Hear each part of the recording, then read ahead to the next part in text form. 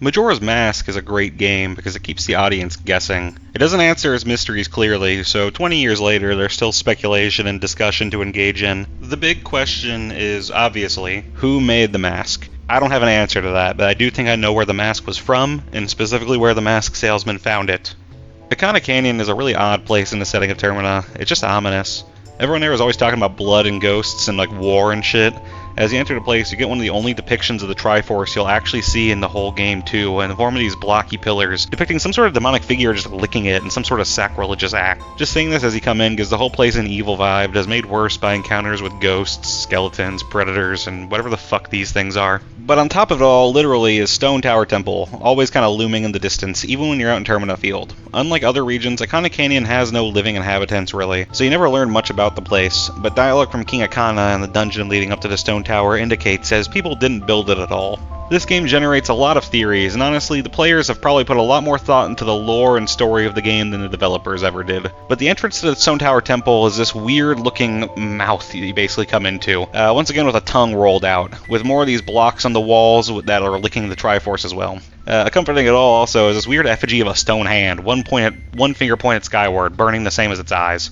The theory I always liked is that Stone Tower Temple is basically this world's Tower of Babel. Its builders were attempting to reach heaven, or the world of the goddess, or sacred realm, or whatever you call it in that game, and they were punished, and the sacrilege they committed on the way left the canyon as this sort of cursed wasteland. When you enter the dungeon, you can even see the swirling portal above the entrance, as though they had gotten really close, but were just so far away. Now really, that portal is actually secretly in all the dungeons. It's a gameplay device that teleports you to the boss, and Stone Tower just happens to be the only place where you can actually see it for some reason. But I don't know, maybe it means something to have made it visible to begin with, you know? Making it visible might not have been a completely arbitrary decision. Now this theory really kind of comes all together when you reach the core conceit of the dungeon. Using the light arrows, usually a holy relic in the game, sometimes on par with the Master Sword, you can trigger a mechanism that flips the tower upside down. The compelling image being made here is that all the heretics building this tower to heaven were flipped upside down and sent crashing down to earth as sort of a biblical punishment. The original person I read this theory from has a whole lot of other out-of-pocket shit they ramble on about, but we don't need to worry about that. That stuff isn't important. The base concept is compelling on its own and makes sense with the imagery presented. And speaking of imagery, one image that sticks out more than anything else in the tower is the silhouette of Majora's Mask itself. Despite the mask being front and center on the box art of the game, you actually don't really see it depicted a lot in the world of Termina, aside from a couple points in dungeons, and it's difficult to prove that those images weren't left by Skull Kid himself as he kind of fucked these areas up prior to your arrival. This is probably the only time the depiction definitely predates Skull Kid given its wrecked state, and the fact that the tower predates the Ikana, and the fact that it's just straight up built into the wall. This lends a lot of credence to the idea that not only were the people who built the tower involved in some sort of weird Zelda Satanism, but also that they were maybe the tribe who crafted the mask, as narrated by the mask salesman at the beginning of the game. Now this doesn't answer who built the tower, so some mystery remains, which is good actually. Some people think that Garo built the tower, which makes sense, but there's nothing to confirm this. I personally like the theory that it's the Twilight, but that's for a whole nother video. With this in mind, I think we can guess where the mask salesman got the mask, though. He says at the start of the game that the Ancients sealed it away. Unclear if it was the mask creators getting cold feet or a different group. But at the foot of Ikana Canyon, there is some interesting dialogue if you search around a bit. This Deku Scrub merchant here talks about how the canyon is filled with demons who will curse you if they catch you, and that demons are only afraid of creatures that remind them of themselves. This is a curiously specific statement, as it resembles the concept of a wrathful deity, or a fierce deity, in Buddhism, which is kind of a manifestation of a Buddha or a Bodhisattva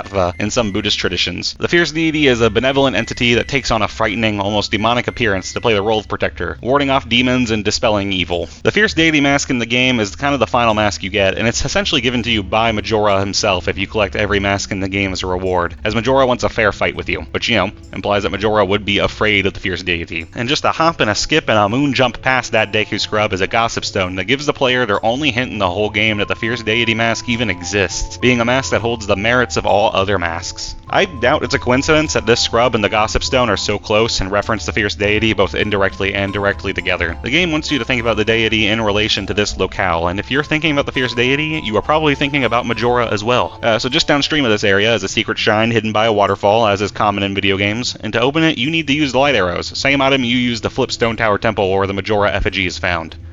The mask is said to be sealed away, and a holy relic like the light arrows would be an effective means to lock away an evil entity like Majora. In the hidden shrine, you're presented with a boss rush, battling vengeful mini-bosses you've killed in all the dungeons thus far. You know, probably evil spirits. But more importantly in this dungeon is the presence of these strange paper charms strung across the ceiling in the shape of hearts, with slots for eyes and a mouth cut into them. I don't think I need to mention what else is shaped like a heart at this point. This seems like a nice place to hide something, I think. You could argue the mini-bosses that Link fights are just sort of like some sort of illusion or spell. Maybe the shrine would just conjure something different for every different person who comes in here. Something they have a trial they have to pass before they can actually get what's at the end. Now in Link's case, the reward for clearing the shrine and putting all the vengeful spirits at rest is a heart piece. It's not super impressive, but remember, once again, what else is shaped like a heart? Maybe the real prize didn't exist anymore, so you just get, an effigy, something in the same shape. Now, the whole place is a bit low-key overall in terms of decor, but in Majora's Mask 3D, it's given a pretty spooky overhaul. The atmosphere is pretty intense and the colors are more ominous. I think the developers definitely wanted the players to think that this place was out of sorts somehow, like it was a place you weren't supposed to enter. It feels off and wrong in some way, especially in the remake. The fact the developers felt the need to embellish it at all kind of makes me think that, they were maybe sad players didn't pay more attention to it the first time, actually. Because, look at these eyes even on the wall. They simultaneously remind me of the head that is the entrance to the temple, but also of Majora's eyes a bit, and also the light arrows aiming at the target, like maybe they want to really tie this place into Stone Tower itself. Now this is all a reach, obviously, but, reaching is fun, like a Stretch Armstrong toy. The only other image present in this dungeon is a funky little drawing on the doors and some walls that mark the shrine. To me, it looks like a serpent or dragon devouring a heart, but in the 3DS remake, it almost looks more like it's carrying the heart, presenting it to someone or something. There's not really any dragons in this game at all, so to make sense of this, I'm going to dive into some explicitly non-canon materials. Keep that in mind. This is all a conspiracy theory from this point on, basically. The Majora's Mask manga ends with a one-off story that I actually kind of love, even though I'm rather lukewarm on the Zelda manga adaptations on the whole. This story offers potential origin for the mask in it, and it presents Majora as a Chinese dragon whose scales or armor are used to make the mask itself. The dragons carrying a heart could represent the dragon presenting the mask, I guess, if you want to stretch it. My theory is that the mask salesman, somehow, entered the shrine and recovered the mask prior to the start of the game, and was then jumped by Skull Kid out in Termina Field on his way back to town. The mask's origins are still a mystery for the most part. Who built the tower and who used the mask to begin with remain unanswered. But I think the wearer has actually been in front of us for a good long time, and I don't think this is a full-on stretch to say this is where the mask was sealed.